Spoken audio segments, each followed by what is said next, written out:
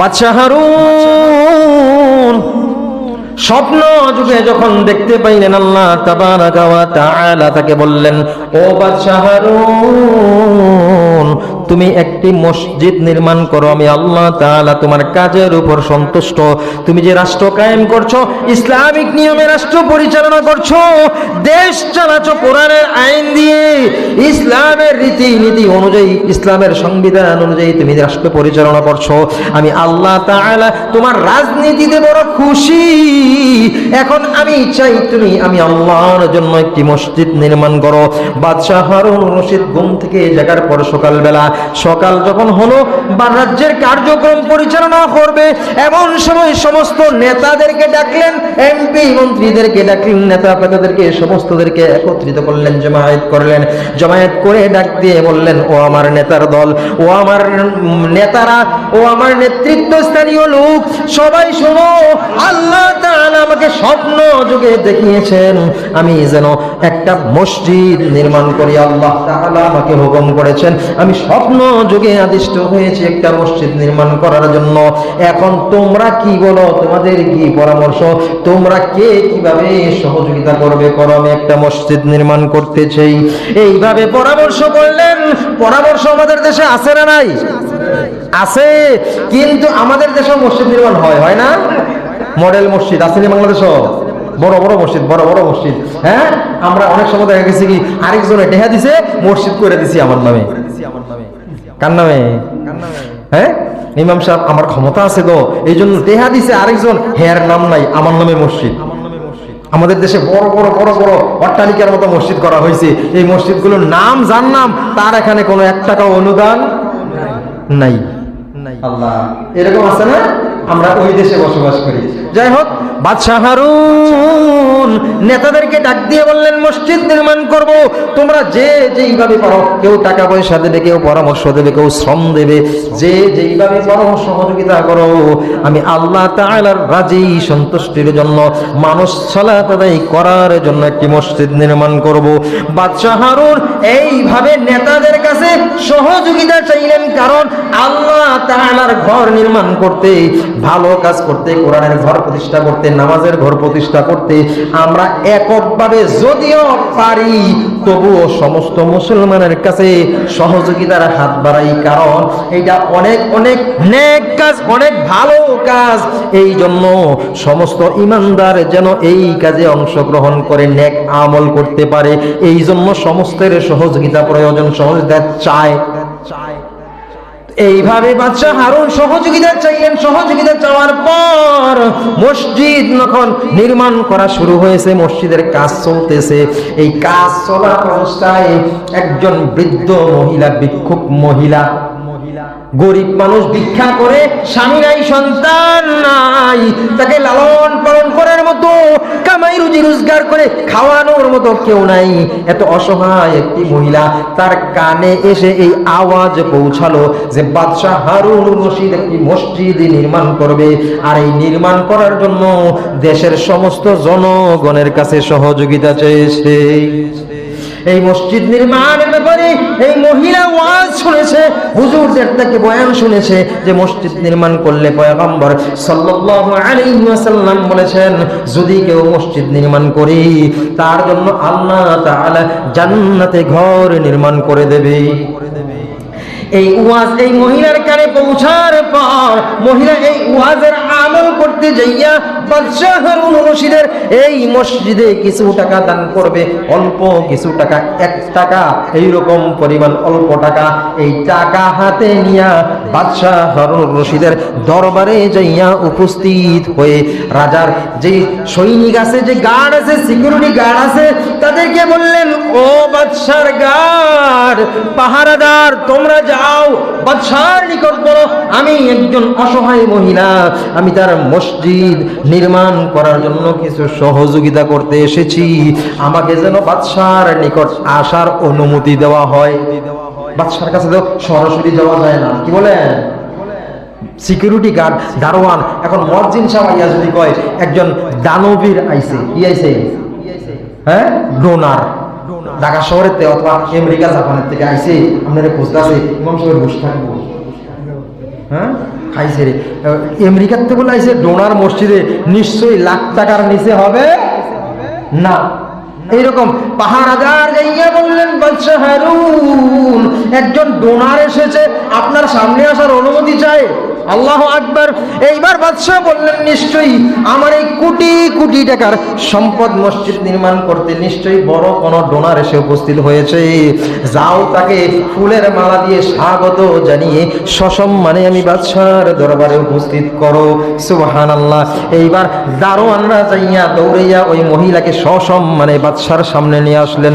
এখন বাদশা হারুন এই মহিলাকে দেখে আশ্চর্য হয়ে গেলেন, মহিলা ডোনার, আবার বাদশার সামনে আসলেন, বললেন বাদশা আমার কোনো আপনজন নাই, ভাই নাই, বাবা নাই, স্বামী নাই, কেউ বলতে দুনিয়ায় কেউ নাই, আমি বড় অসহায় এতিম মানুষ, আমি ভিক্ষা করে মানুষের ধারে ধারে চেয়ে টাকা নিয়ে কোন রকম আমার পেট চালাই, আমার জীবন পরিচালনা করি। যখন জানতে পারলাম পয়গম্বর সাল্লাল্লাহু আলাইহি ওয়াসাল্লাম বলেছেন যে মসজিদ নির্মাণ করলে নাকি জান্নাতে বাড়ি করা হবে বা জান্নাতে ঘর নির্মাণ করা হবে, এই ওয়াজের আমল করতে যাইয়া আমি আপনার এই বড় মসজিদে কিছু টাকা দান করতে চাই। কয় টাকা কইছিলাম? 1 টাকা। কয় টাকা?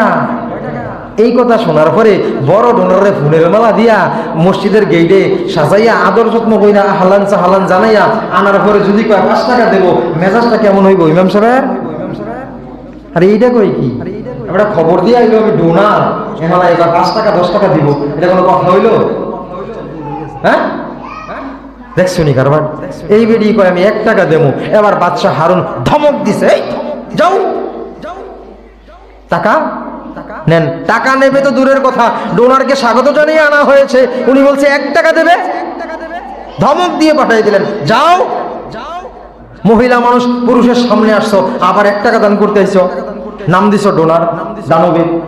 হ্যাঁ এইরকম দান কি আমি গ্রহণ করব? এই কথা বলে তাকে তাড়িয়ে দিলেন। বাদশা হারুন মসজিদ নির্মাণ করা শেষ, একদিন ঘুমের ঘরে স্বপ্ন দেখতেছে, ঘুমের ঘরে স্বপ্ন দেখতেছে জান্নাতুল ফেরদাউস দেখা যায়। তিনি ঘুম থেকে স্বপ্ন যুগে জান্নাতুল ফেরদাউস দেখতে পায়। জান্নাতুল ফেরদাউসের মধ্যে এইরকম একটা স্বর্ণের চেয়ার, একটা আসন চকচক চকচক করতেছে, উনি দেখতে পাচ্ছে। দেখে উনি আনন্দে আত্মহারা, বলতেছে আল্লাহ, দুনিয়ায় থাইকাই তুমি আমাকে জান্নাত দেখাচ্ছ, জান্নাতের ভিতরে এমন স্বর্ণের একটি চকচকা চেয়ার ঝিলমিল করতেছে, সূর্যের মতো জ্বলতেছে। দেখতেছে এই চেয়ারের ফাঁক দিয়ে একটি শাড়ির আঁচল দেখা যায়। সুবহানাল্লাহ। শাড়ির আঁচল দেখতে পাইলেন তিনি। এইভাবে যখন আঁচল দেখতে পাচ্ছেন, মহিলাকে দেখতে পাচ্ছেন না, একটা শাড়ির আঁচল দেখা যায়, মনে হচ্ছে যেন সূর্যের আলোর চাইতে লক্ষ লক্ষ গুণ বেশি আলো ওই শাড়ির আঁচল থেকে বেয়ে বেয়ে পড়তেছে, নূর বেয়ে বেয়ে পড়তেছে। এইরকম দেখে তিনি চিৎকার করে ডাক দিয়ে বললেন, ও আল্লাহর ফেরেশতার দল, তোমরা যারা জান্নাতে আছো, আমাকে যারা জান্নাত দেখাচ্ছ, আমি একটা মহিলার শাড়ির আঁচল দেখতে পাই, হয়তো আমার ভুল হতে পারে, আমার দেখার মধ্যে ভুল, সঠিক বলো। ফেরেশতাদেরকে জিজ্ঞাসা করলেন, তোমরা বলো এটা কি কোনো মহিলার শাড়ির আঁচল? ফেরেশতারা জবাব দিলেন, জি বাদশা হারুন রশিদ, এইটা একটা মহিলার শাড়ির, জান্নাতি শাড়ির আঁচল দেখতে পাওয়া যাচ্ছে। তাহলে এই শাড়ির আঁচল কেন আমাকে দেখানো হচ্ছে? এত বড় ভাগ্যবান কোন মহিলা জান্নাতুল ফেরদাউসে স্বর্ণের চেয়ারে বসে আছে, আর বাতাসে চেয়ারের ফাঁকা দিয়ে শাড়ির আঁচল উড়তেছে, ঝুলতেছে, আমি সেটা দেখতে পাই। এইটা দেখানোর জন্য মাওলা আমাকে জান্নাত দেখালেন। এত বড় ভাগ্যবান কে? ফেরেশতাদেরকে যখন জিজ্ঞাসা করলেন, ফেরেশতারা জবাব দিলেন, বাদশা হারুন, আপনি যাকে ধমক দিয়ে 1 টাকা মসজিদে দান করতে এসেছিল, যাকে ধমক দিয়ে আপনি তাড়িয়ে দিয়েছিলেন, ওই মহিলার জন্য আল্লাহ তাআলা তিনি যে নিয়ত করেছেন, মান্যত করেছেন, যখন আপনি ধমক দিয়ে তাকে পাঠিয়ে দিলেন, আর ওই মহিলা ভাঙ্গা কোরের করে বসে বসে মালিকের দরবারে প্রার্থনা করেছে আর চোখের পানি ফেলে ফেলে কেঁদেছে, ও মালিক, 1 টাকা নিয়ে মসজিদে দান করতে যাওয়াতে তোমার বান্দা আমাকে ধমক দিয়ে তাড়িয়ে দিয়েছে। আমার তো টাকা নাই, আমি গরিব, আমি তো অসহায়, আমি একজন এতিম, আমি একজন বিধবা, আমি যা তৌফিক সেই অনুযায়ী তোমার ঘরে মসজিদে দান করতে গিয়েছিলাম, তোমার বাদশাহ আমাকে ধমক দিয়ে তাড়িয়ে দিলেন, আমাকে ধমক দিলেন, আমাকে ভয় দেখালেন। এই মুহূর্তে আমি চলে এসেছি। ও মালিক, তোমার ঘরে কয় টাকা দান করা লাগে, তুমি যত টাকা দান করা লাগে অত টাকার মালিক আমাকে বানিয়ে দাও। সুবহানাল্লাহ। এইভাবে চিৎকার করে করে কেঁদে কেঁদে গভীর রজনীতে আল্লাহ তাআলার কাছে কাঁদে আর বুক ভাসিয়ে প্রার্থনা করে ওই মহিলা, যত টাকা তোমার মসজিদে দান করা লাগে, দান করার উপযুক্ত হইতে যত টাকার মালিক হওয়া লাগে অত টাকার মালিক তুমি আল্লাহ আমাকে বানিয়ে দাও, যাতে আমি তোমার ঘর মসজিদে দান করতে পারি। আফসোস, আমি দান করতে পারলাম না, হয়তো গরিব বলে, আমাকে তুমি এত টাকার মালিক বানাও যত টাকার মালিক হইলে মসজিদে দান করা যায়। এই প্রার্থনা করলেন। এই জন্য বাদশা হারুনকে আল্লাহ তাআলা জান্নাতুল ফেরদাউসের ঘটনা দেখিয়ে দিলেন। দেখো, যাকে তুমি ধমক দিয়ে তাড়িয়ে দিয়েছো, 1 টাকা গ্রহণ করো নাই, তার আসন আমি আল্লাহ তাআলা জান্নাতুল ফেরদাউসে স্বর্ণের আসন দিয়ে ওইখানে স্থান করে রেখেছি। এইবার বাদশা হারুন ঘুম থেকে জেগে সৈনিকদেরকে পাঠালেন, যাও ও আমার সৈনিকের দল, যাও ওই মহিলা কোন বাড়িতে, কোন এলাকায়, কোন গ্রামে থাকে, খুঁজা তালাশ কইরা ওই মহিলাকে সসম্মানে আবার আমার বাড়িতে নিয়ে আসো, আমার রাজদরবারে নিয়ে আসো, আমি তার সাথে কথা বলতে চাই। এইবার যখন আবার সৈনিকগুলো এসে উপস্থিত হইলেন, উপস্থিত হওয়ার পর এই মহিলা যখন রাজার সৈনিক দেখছেন, বাদশার সৈনিক দেখছে, দেখে তার কলিজায় আর পারি নাই, হায় রে, একবার ধমক খেয়ে চলে আসছি মালিক, আবার জানি কোন অপরাধে কোন শাস্তি দেবে, আবার আমাকে রাজার সৈনিকেরা ধরে নিতে এসেছে, সসম্মানে নিয়ে যাওয়া হলো। এইবার ওই বাদশাহ হারুনুর রশিদ ওই মহিলার কাছে ক্ষমা চাইলেন, বললেন, বুড়িমা আপনার 2টা পা আগাইয়া দেন, আমি ধরে আপনার কাছে ক্ষমা চাই, আল্লাহ তাআলার কাছে আমি বড় অহংকারী করে ফেলেছি, ভুল করে ফেলেছি, আপনি যেই দান মসজিদে দান করতে এসেছিলেন যেই টাকা, সেই টাকা আমার গ্রহণ করা উচিত ছিল, আমি গ্রহণ করি নাই, আমার বড় ভুল হয়ে গিয়েছে, আমাকে ক্ষমা করুন। মসজিদ নির্মাণের ফজিলত কি লাভ এটা আমি বুঝাইলাম। মসজিদ নির্মাণ করতে গেলে 1 টাকা দান করলেও নির্মাণের আওতায় পরে, মসজিদ তৈরি করতে কোটি টাকা খরচ করে মসজিদ নির্মাণ করতে হবে এমন কোনো কথা নেই। 10 টাকা, 15 টাকা, 20 টাকা, 100 টাকা, যে যেটা দিচ্ছি প্রত্যেকটা দান আমাদের তৌফিক অনুসারে দিচ্ছি। তবে একজনের তৌফিক আছে 5 লাখ টাকা দেওয়ার, সে যদি 5 টাকা দেয় এটা আবার একটু বেইনসাফি হয়ে যায়, কঞ্জুস, কৃপণতা হয়ে যায়, এরকম যেন না হয়। তৌফিক যার আছে সেই অনুযায়ী দেন। তাহলে এমন যদি হয় 5 লক্ষ টাকা দেওয়ার তৌফিক সেই ব্যক্তি করবে, 5 টাকা দান, তাহলে বাকিটা নির্মাণ করবে কে? গরিবরা। এইরকম তো আমি বলতেছিলাম, যেটা মসজিদ নির্মাণ করলে লাভ হলো আল্লাহ তাআলা জান্নাতে আমাদের জন্য বাড়ি নির্মাণ করে দেবেন। আর মসজিদ আবাদ করবে যারা, যারা শুনেছেন কথাগুলো আমল করার চেষ্টা করবেন। আরেকবার বলছি, সূরা তাওবায় আল্লাহ তাআলা বলেছেন মসজিদ আবাদ করবে যারা আল্লাহর প্রতি বিশ্বাস স্থাপন করেছে, যারা নামাজ কায়েম করে, যারা যাকাত প্রদান করে, এবং যারা আল্লাহ ছাড়া আর কাউকে ভয় করে না। এই 4 শ্রেণীর লোক করবে কি? মসজিদ আবাদ। মসজিদ আবাদ কি?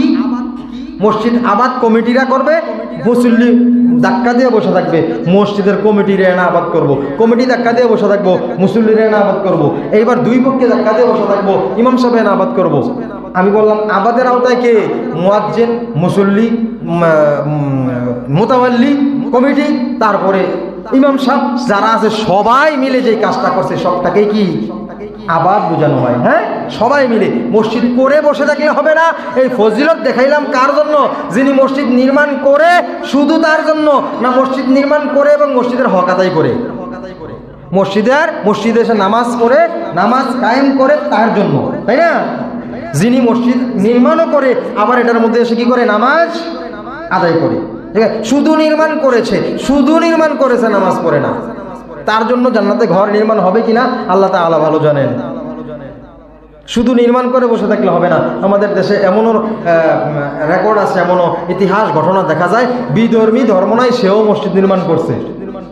যদি এটার মধ্যে আমল না করে, আবাদ না করে, বিধর্মীর যে হাসরের ময়দানে আল্লাহ তাআলার কাছে দাবি করব, আল্লাহ আমি মসজিদ নির্মাণ করলে তোমার রাসূল বলছে জান্নাতে ঘর নির্মাণ করবা, আমার ঈমান ছিল না, আমল ছিল না, নামাজ ছিল না, যাকাত ছিল না, কিন্তু আমি মসজিদ নির্মাণ করছি বাবার জমি বেচা, দাবি করে বসবো, করবো না? এই জন্য আল্লাহ এখানে আরো শর্ত দিছে, এই জন্য আরো শর্ত দিছে। শুধু মসজিদ নির্মাণ কারা কারা করবে দেখাই দিছে। আল্লাহ তাআলা আমাদের সকলকে এই মসজিদ আবাদ করতে যা যা প্রয়োজন সর্বাধিক আর্থিক সহায়তা, বুদ্ধি, পরামর্শ, অন্তত কেউ কিচ্ছু পারেন না, কোনো তৌফিক নাই, আঙ্গুল দিয়ে ইশারা করে একটা কথা একটা কাজ দেখিয়ে দিবেন, তাহলেও আল্লাহ তাআলা আপনাকে এই মসজিদ নির্মাণ কাজের আওতাভুক্ত করে নেবেন। তৌফিক যদি না থাকে, আরেকজনের উপরে অর্পণ করে, দায়িত্ব অর্পণ করে চুপ করে চলে যাবেন না, আমার উপরে দায়িত্ব নাই আমি কাজ করব না, এইটা যেন না হয়। আল্লাহ তাআলা আমাদের সকলকে সহি বুঝগুলো, কোরআন অনুযায়ী যে কথাগুলো হয়েছে এর মধ্যে দুই একটা ভুল থাকতে পারে, যদি হয় এগুলো বাদ দিয়ে বাকি সহি কথাগুলো আমাকে এবং আপনাদের সকলকে আমল করার তৌফিক আল্লাহ তাআলা দান করে। সকলে জোরে বলি আমিন। ওয়া আখির দাওয়ানা আনিল হামদুলিল্লাহি রাব্বিল আলামিন। আসসালামু আলাইকুম।